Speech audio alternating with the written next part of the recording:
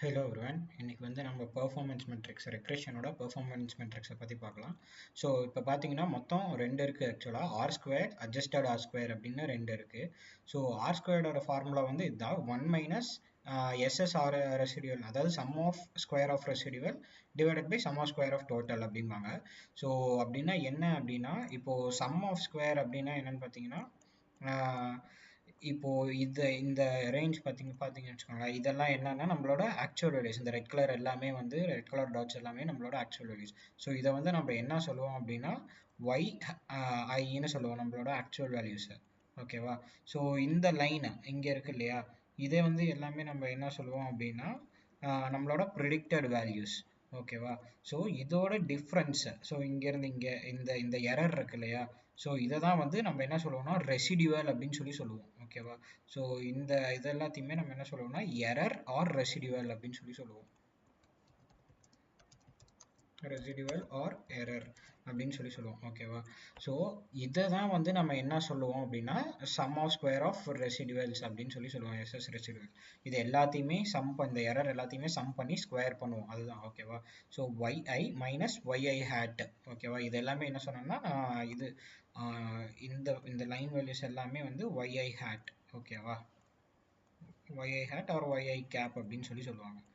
ஓகேவா? Predicted values, நம்ம இப்போ மாடல் வந்து ப்ரிடிக்ட் பண்ண வேல்யூஸ் இதெல்லாம். ஸோ இதுதான் வந்து sum of square of residuals. ஓகேவா? இப்போ sum of square of total என்னன்னா இந்த ஒய்ஐ ஆக்சுவல் வேல்யூஸில் இருக்கு இல்லையா, இந்த ஒய்ஐயும் மைனஸ் ஒய்ஐ பார்னா இந்த ஒய்யோட ஆவரேஜ் இருக்கும். ஓகேவா? ஸோ ஆவரேஜ் எடுத்திங்கன்னா உங்களுக்கு இந்த எக்ஸாம்பிளில் சப்போஸ் ஆவரேஜ் வந்து இந்த இடத்துல வரும். ஓகேவா?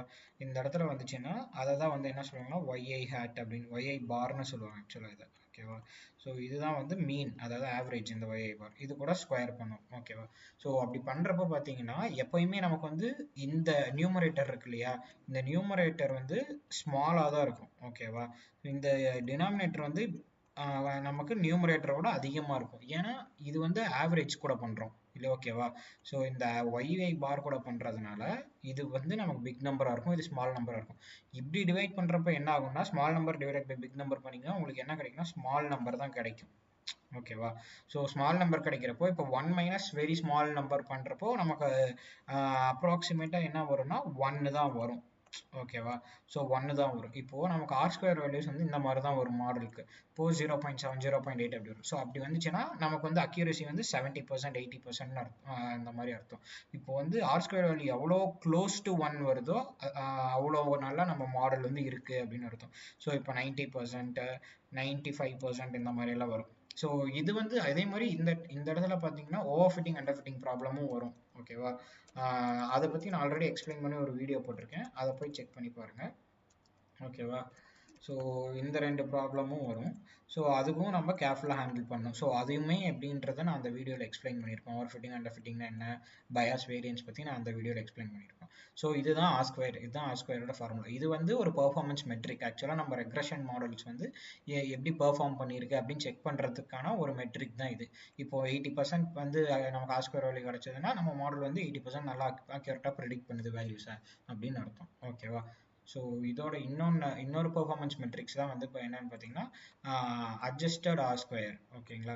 ஸோ இந்த அட்ஜஸ்டட் ஆர் ஸ்கொயர் வந்து ஆர் ஸ்கொயர்டு மாதிரியே தான், கொஞ்சம் ஃபார்முலா மட்டும் டிஃப்ரென்ஸ் இருக்கும். ஸோ இப்போ வந்து நம்ம ஃபஸ்ட்டு ஃபார்முலா போகிறது முன்னாடி நான் ஒரு சின்ன எக்ஸ்ப்ளனேஷன் கொடுத்துறேன். ஸோ இப்போ நம்ம வந்து டேட்டா செட் ஒன்று எடுத்துக்கலாம். ஓகேவா? இங்கே கீழே இருக்கிறது தான் டேட்டா செட்னு வச்சுக்கோங்க. இப்போது size of the house, number of bedrooms இருக்குது, ப்ரைஸ் இருக்குது. ஓகேவா? ஸோ இந்த 3 வேல்யூஸ் நம்மகிட்ட இருக்குது. இப்போ பார்த்தீங்கன்னா ஒரு வீடு எடுத்துக்கிட்டிங்கன்னா அதில் நம்பர் ஆஃப் பெட்ரூம்ஸ் அதிகமாக இருக்குது அப்படின்னா ப்ளஸ் வீட்டோட சைஸ், வீட்டோட இடம் வந்து அதிகம் பெருசாக இருக்குன்னா நமக்கு என்ன ஆகும்னா ப்ரைஸ் வந்து ஆட்டோமேட்டிக்காக இன்க்ரீஸ் ஆகும். ஓகேவா? இது வந்து எல்லா ஊர்லேயுமே அப்படி தான். சின்ன ஒரு 2 பெட்ரூம் இருந்துச்சுன்னா அது விலை 2 லட்சம் இருப்பாங்க, 5 பெட்ரூம்ஸ்னா அதோட விலை அதிகமாக இருக்கும், 5 லட்சம் 10 லட்சம் வீடு வேல்யூ மாறும்.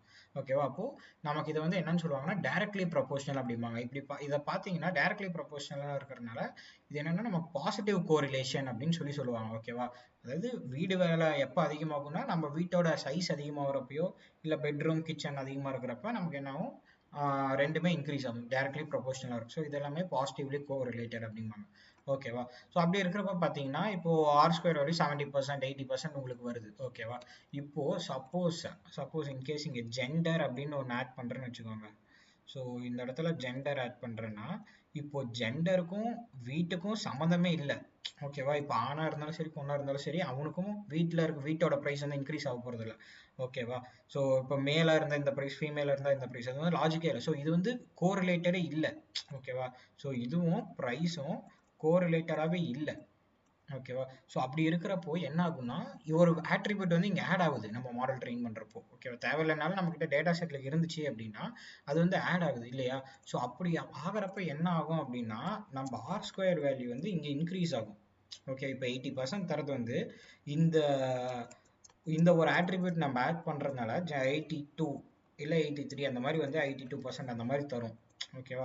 இப்போ நமக்கு பார்த்தீங்கன்னா சம்மந்தமே இல்லை. ஜெண்டர்னால ஒரு அக்யூரசி வந்து நமக்கு இன்க்ரீஸ் ஆகக்கூடாது. ஏன்னா ஜெண்டரும் ப்ரைஸும் கோரிலேட்டடே கிடையாது. இது வந்து நெகட்டிவ்லி கோரிலேட்டட். ஓகேங்களா?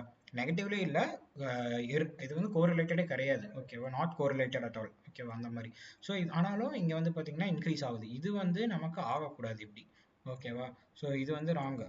ஸோ இதை ஓவர் கம் பண்ணுறதுக்கு தான் அட்ஜஸ்டட் ஆர் ஸ்கொயர் அப்படின்னு சொல்லி ஒரு ஃபார்முலா இருக்குது. ஸோ இதில் பார்த்தீங்கன்னா இந்த ஃபார்முலா, ஸோ இது எப்படி டிரைவ் ஆச்சுன்றதெல்லாம் நம்ம வந்து யோசிக்க தேவையில்லை. இது எல்லாமே நம்ம சும்மா ஞாபகம் வச்சுக்கணும்னு அவசியம் இல்லை. பட் இதை அட்ஜஸ்டட் ஆர் ஸ்கொயர்ன்ற ஒரு மெட்ரிக்ஸை நம்ம தெரிஞ்சுக்கிட்டா போதும். ஓகேங்களா? ஸோ இப்போ இதுதான் ஃபார்முலா. இதில் வந்து 1 minus R square into n minus 1 by n minus p minus 1 அப்படின்னு சொல்கிறாங்க. ஸோ n வந்து நம்மக்கிட்ட இருக்கிற நம்பர் ஆஃப் டேட்டா பாயிண்ட்ஸ். ஓகேவா? So number of data points and p வந்து நம்பர் ஆஃப் இண்டிபெண்டன்ட் ஃபீச்சர்ஸ். அதாவது இண்டிபெண்டன்ட் ஃபீச்சர்ஸ் இந்த இடத்துல பார்த்தீங்கன்னா gender, size, number of bedrooms. So இது 3 தான் வந்து இண்டிபெண்டன்ட் ஃபீச்சர்ஸ். இப்போ நமக்கு என்னன்னா இப்போ இந்த இடத்துல பார்த்தீங்கன்னா நமக்கு இப்போ வந்து p வந்து 2 இருக்குது அப்படின்னு வச்சுக்கோங்களேன். இப்போ வந்து நமக்கு 80% அக்யூரசி வருது. ஓகேவா? இப்போ p வேல்யூ வந்து 3 ஆகுது. ஓகேவா? 3 ஆகுறப்போ சப்போஸ் இன்கேஸ் வந்து கோரிலேட்டடா இல்லை, அந்த 3வது ஃபீச்சர் நம்ம ஜெண்டர் எடுத்துக்கிட்டோம் இல்லையா, இந்த ஜெண்டர் மாதிரி ஒரு ஃபீச்சர் ஆட் ஆயிடுச்சுன்னா நமக்கு வந்து அக்யூரசி என்ன ஆகும்னா குறைய தான் செய்யும். ஓகேவா? If third feature is not correlated. ஓகேவா? ஸோ இஃப் நாட் கோரிலேட்டடாக இருந்துச்சுன்னா இது வந்து என்ன ஆகும்னா நமக்கு வந்து பர்சன்டேஜ் வந்து குறையும். ஸோ இன்கேஸ் அதிகமாக இருந்துச்சுன்னா p வந்து 3 இருந்து கோரிலேட்டடாகவும் இருந்துச்சு அப்படின்னா நமக்கு என்ன ஆகும்னா 80%ஓட அதிகமாகும். ஓகேவா? 82% அந்த மாதிரி வரும். ஓகேவா? If correlated, if third feature is கோரிலேட்டடாக இருந்துச்சுன்னா நமக்கு வந்து என்ன ஆகும்னா அக்யூரசி வந்து அதிகமாகும். ஓகேங்களா? ஸோ இதுதான் வந்து R square value which overcome, அதாவது இந்த ஆர் ஸ்கொயரை வந்து ஓவர் கம் பண்ணுறது, இந்த ப்ராப்ளமை ஓவர் கம் பண்ணுறதுக்கு யூஸ் பண்ணுறது அட்ஜஸ்டட் ஆர் ஸ்கொயர் வேல்யூ. ஓகேவா? ஸோ இதுதான் basic difference between R square and adjusted R square. So இதை தான் வந்து நம்ம ரெக்ரெஷன் ப்ரெடிக்ட் பண்ணுறப்போ ஒரு மெட்ரிக்காக, பெர்ஃபார்மன்ஸ் மெட்ரிக்காக நம்ம மாடல் எப்படி பெர்ஃபார்ம் பண்ணுது அப்படின்னு கண்டுபிடிக்கிறதுக்கான ஒரு மெத்தட் இது. ஓகேங்களா? ஸோ இதே மாதிரி இன்னொரு 3 மெட்ரிக்ஸ் இருக்குது, மீன் ஸ்கொயர் எரர், மீன் அப்சல்யூட் எரர் எல்லாமே. ஸோ அது வந்து நான் லீனியர் ரெக்ரெஷனோட எக்ஸ்பிளனேஷன்லையும் சொல்லியிருப்பேன், மீன் ஸ்கொயர் எரர்னா என்னன்ட்டு. அந்த வீடியோ செக் பண்ணி பார்த்தீங்கன்னா தெரியும். ஸோ யா, ஸோ அதோட டீட்டெயில் எக்ஸ்பிளனேஷனும் நம்ம அப்கமிங் வீடியோவில் பார்க்கலாம். அண்ட் ப்ராக்டிக்கல் எக்ஸ்பிளனேஷனும் நம்ம இது எப்படி இந்த அட்ஜஸ்ட் ஆர் ஸ்கொயர்லாம் எப்படி கால்குலேட் பண்ணுறதுன்னு ஃபர்தர் வீடியோஸில் வரும். So yeah, that's it for this video. Thank you for வாட்சிங்.